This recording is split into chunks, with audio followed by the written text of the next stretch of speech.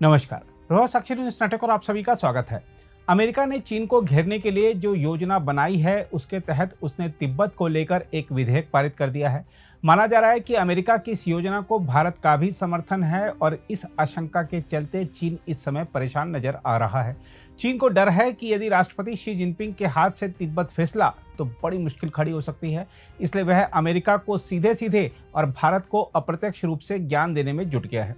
लेकिन चीन की धमकियों से बेपरवाह नजर आ रहे अमेरिका ने तिब्बत को लेकर जो बड़ा फैसला किया है उस पर आगे बढ़ने के लिए वह अडिग नजर आ रहा है।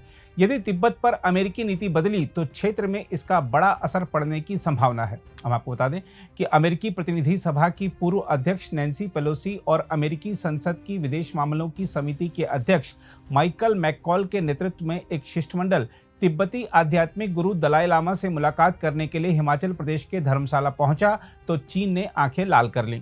लेकिन इसकी परवाह किए बिना नैन्सी पेलोसी ने भारत की धरती से चीन को तगड़ी चेतावनी दे डाली है। हम आपको याद दिला दें कि 2022 में जब नैन्सी पेलोसी ताइवान के प्रति समर्थन जताने के लिए वहां की यात्रा पर थीं, तब भी चीन ने गहरी नाराजगी जताई थी और अब जब पेलोसी तिब्बत के साथ समर्थन जताने के लिए दलाई लामा से मिलने पहुंची हैं, तब भी चीन आग बबूला हो गया है। हिमाचल प्रदेश के धर्मशाला में दलाई लामा से मुलाकात के बाद नैन्सी पेलोसी ने चीन को कड़े शब्दों में दिए गए संदेश में कहा कि परिवर्तन होने वाला है। उन्होंने कहा कि परम पावन दलाई लामा ज्ञान, परंपरा, करुणा, आत्मा की पवित्रता और प्रेम के अपने संदेश के साथ लंबे समय तक जीवित रहेंगे और उनकी विरासत हमेशा जीवित रहेगी। लेकिन आप यानी चीन के राष्ट्रपति चले जाएंगे और कोई भी आपको किसी भी चीज का श्रेय नहीं देगा। हम आपको बता दें कि नैन्सी पेलोसी की शी जिनपिंग के लिए आलोचनात्मक टिप्पणी तब आई जब वह चीनी राष्ट्रपति और दलाई लामा की आभा की तुलना कर रही थी। उन्होंने जोर देकर कहा कि दलाई लामा का संदेश ज्ञान और करुणा हमेशा बनी रहेगी।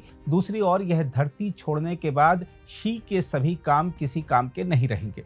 हम आपको बता दें कि मैककॉल के अलावा शिष्टमंडल में अमेरिकी संसद के 6 और प्रमुख सदस्य शामिल हैं, जिनमें Nancy Pelosi, Mariannette Miller, Gregory Meeks, Nicole Malliotakis, Jim McGovern और एमी बेरा शामिल हैं।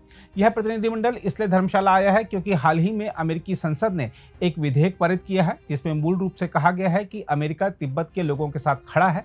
माना जा रहा है कि इस प्रतिनिधिमंडल की रिपोर्ट के बाद अमेरिकी राष्ट्रपति जो बाइडन विधेयक पर हस्ताक्षर कर सकते हैं। हम आपको यह भी बता दें कि पेलोसी ने इस विधेयक के बारे में कहा है कि यह चीनी सरकार के लिए एक संदेश है कि इस मुद्दे पर हमारी सोच और समझ में स्पष्टता है। हम आपको बता दें कि माइकल मैककॉल के नेतृत्व में अमेरिकी प्रतिनिधिमंडल मंगलवार को हिमालयी शहर धर्मशाला पहुंचा था, जहां दलाई लामा 1960 के दशक से रह रहे हैं। प्रतिनिधिमंडल ने तिब्बत के लिए स्वायत्तता पर जोर दे रही निर्वासित तिब्बती सरकार के कार्यालयों का दौरा किया और फिर दलाई लामा से मुलाकात की। मैककॉल ने बाद में मीडिया को बताया कि चीनी अधिकारियों ने हमारे प्रतिनिधिमंडल को एक पत्र भेजा था जिसमें हमें यहां नहीं आने की चेतावनी दी गई थी। उन्होंने कहा कि लेकिन अमेरिका तिब्बत के आत्मनिर्णय के अधिकार के मामले में उसके साथ खड़ा है। उन्होंने कहा अमेरिका खूबसूरत तिब्बत को हमेशा की तरह एक शक्तिशाली ताकत बने रहने में समर्थन देगा। हम आपको यही बता दें कि अमेरिकी अधिकारी अक्सर 88 वर्षीय दलाई लामा से मिलते रहे हैं, लेकिन इस बार की मुलाकात इस मायने में खास थी कि अमेरिकी संसद ने तिब्बत को लेकर अहम विधेयक पारित कर दिया है और इसके जरिए अमेरिका के मन में ऐसा कुछ चल रहा है जिसकी भनक शायद दलाई लामा को लग गई है।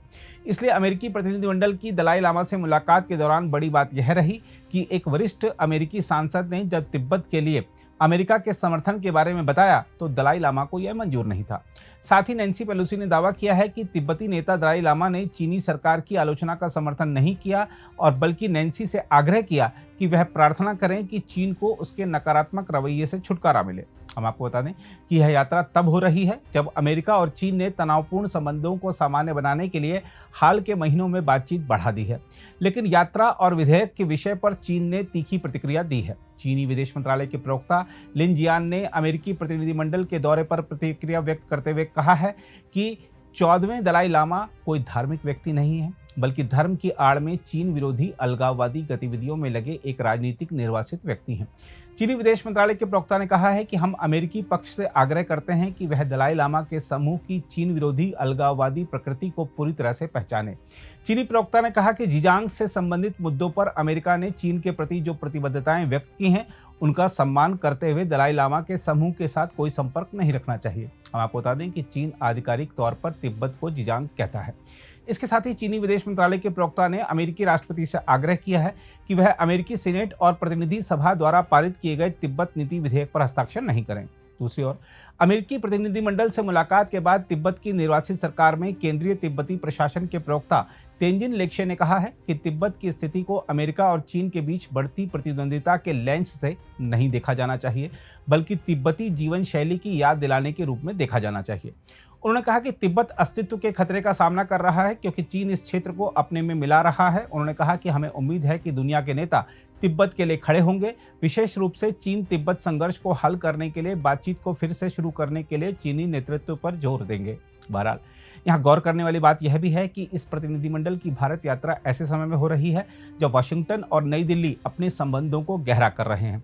भारत और अमेरिका दोनों ही चीन को खतरा मानते हैं, इसलिए इन दोनों देशों के बीच गहराते संबंधों पर ड्रैगन की नज़र हमेशा बनी रहती है। प्रधानमंत्री नरेंद्र मोदी की तीसरी जीत के तत्काल बाद जिस तेजी के साथ अमेरिकी राष्ट्रपति के प्रतिनिधि के रूप में राष्ट्रीय सुरक्षा सलाहकार जैक सुलिवन दिल्ली आए और भारत के साथ रक्षा और तकनीक सहयोग के विस्तार पर चर्चा की, उससे चीन की भौहें तन गई हैं। अब अमेरिकी प्रतिनिधिमंडल ने भारत आकर तिब्बत की निर्वाचित सरकार के प्रतिनिधियों से मुलाकात कर चीन की बेचैनी और बढ़ाती है। अगर आप भी लेना चाहते हैं देश दुनिया की तमाम जानकारी तो आज ही सब्सक्राइब करें हमारे चैनल को। साथ ही नीचे दिए बेल आइकन को जरूर दबाएं ताकि हर अपडेट आप तक पहुंच सके।